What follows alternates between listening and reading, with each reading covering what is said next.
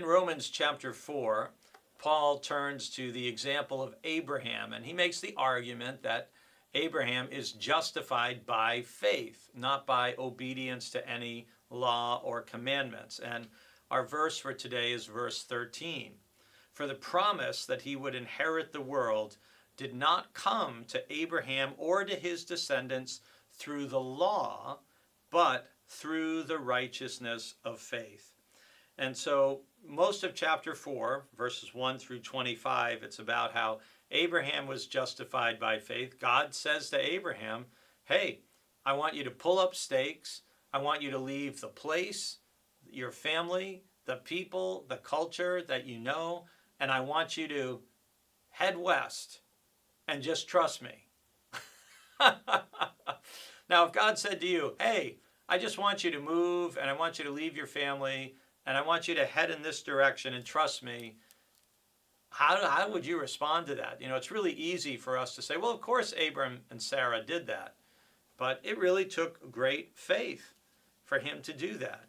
And in our own lives, as Paul is making the argument that the true descendants of Abraham are those who have faith in Christ, whether they are Jews or Greeks, in the same way, from Abraham, can we believe and trust and move forward with our life, hoping that God is going to meet us as we go forward.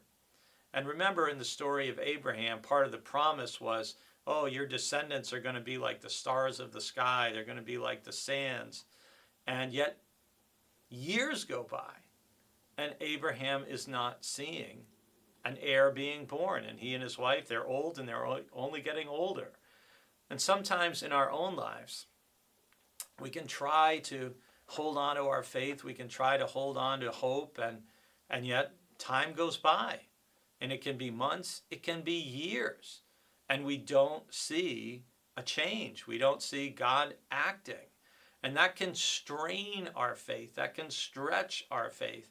And that's something we see in the life experience of Abraham and Sarah, even to the point when the divine visitors come to them and tell them, you know, we're going to come here next year and Sarah's going to have a son.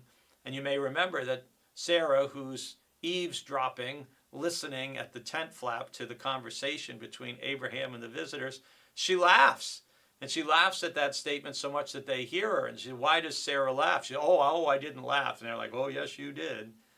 And that's why Isaac is named laughter, as a reminder that sometimes, even across years, even in the face of long odds, things can change and God can move.